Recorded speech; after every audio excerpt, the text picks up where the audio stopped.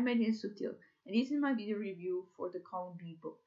Men We Reaped by Jasmine Ward is a memoir where she talks about her life in Mississippi while also reflecting on her past and her present. Although it is an autobiography, its focus is mainly set on the lives of five black people that she lost in nearly 4 years. Because of this, she begins to think that her hometown is cursed.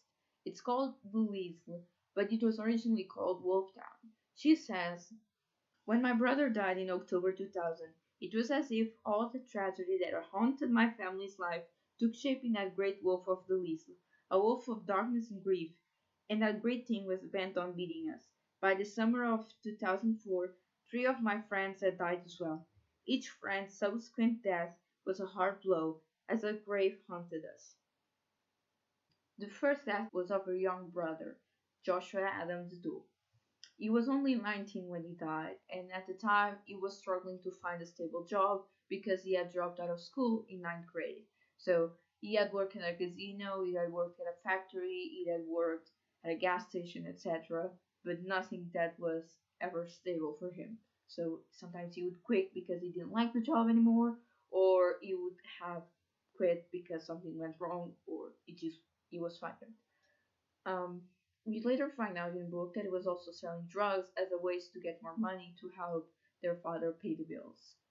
One day, she has to leave for New York for a job interview, and hours after she arrives, she discovers through her father that her brother had died in a car accident because of a drunk driver.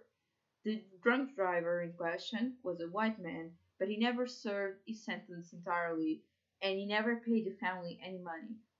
Yet, the author remembers fondly the moments that her brother would ask her to go for a ride with him, and she knows that even now she will never do it with anyone else because he'll never be as special as it was with Joshua.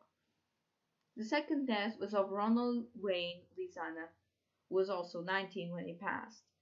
Even at a young age, the author knew he was going to be a charming heartbreaker, and in the end, it had been romance and relationships that brought him to his death. He always seemed like a very happy and optimistic boy, yet deep down he was depressed, which was something that the author found out later on.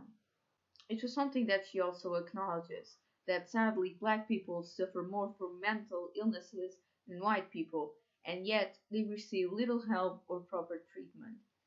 Ronald's final straw before committing suicide was over one last phone call with his girlfriend.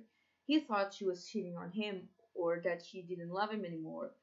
But when she dismissed him saying, I'm gonna kill myself as a sick joke, it was enough for Ronald to hang up the phone and shoot himself. Charles Joseph Martin, or CJ as the author calls him, is the third death.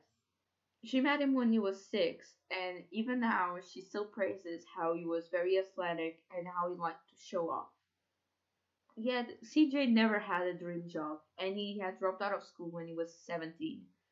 Yet one thing that was peculiar about CJ was how he would always say he was gonna die young, something that he would tell the author's younger sister Charin or other cousins. And unfortunately, it became true. One night, when he was 21, he parked the car on top of train tracks, and the train collided with the car, making it explode. Some say he died in that explosion, others say that he begged to be left alone. Damon Cook, the fourth death, died in his early 30s. Unlike the author and other black families, he had grown in a stable household, and he even had a family of his own, a fiancée and a young daughter. One day, the author was talking to him about how she wanted to become a writer. He jokingly mentioned how she should write about him and that he would become a bestseller. One night, however, when he was clocking out of work, he called a friend, which happened to be the author's younger sister's boyfriend, Rod, and said he had just gotten out of work and he said he would call as soon as he made it home.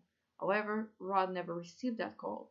Instead, it was the fiancée that found the body lying on her yard and found out that it was Damon. And it is speculated that he died because he was meant to testify against a drug dealer from New Orleans on court. Lastly, 4 months later, Roger Eric Daniels III, who died as well. It was someone that she met through her sister Clarin, and not unlike CJ and Joshua, he had also dropped out of school, this case in 10th grade. Because of the difficulties that it is living in a black community in the South, as well as that feeling of death stalking them, Roger became a drug addict and an alcoholic.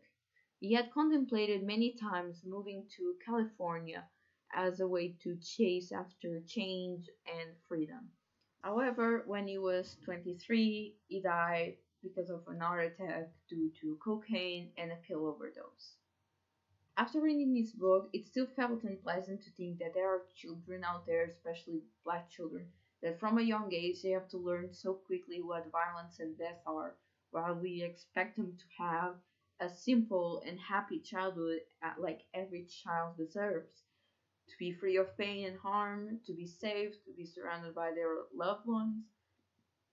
I was already a bit familiar with themes of mental illness and how Black people suffer more from depression and anxiety and all sorts of mental illnesses after reading my column A book, Slaying Your Lay in the Black Girl Bible. The author claims in this book that one of the main causes for all these deaths are because of racism. The difficulty in finding a stable job, the difficulty to finding a proper treatment for their mental illnesses, and the list goes on.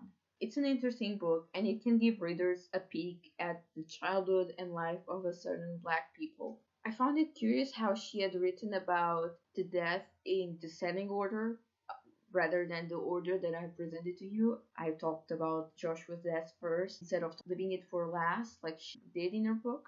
But still, I would recommend reading this book if you're interested in learning more about the struggles of a black person. Thank you for watching.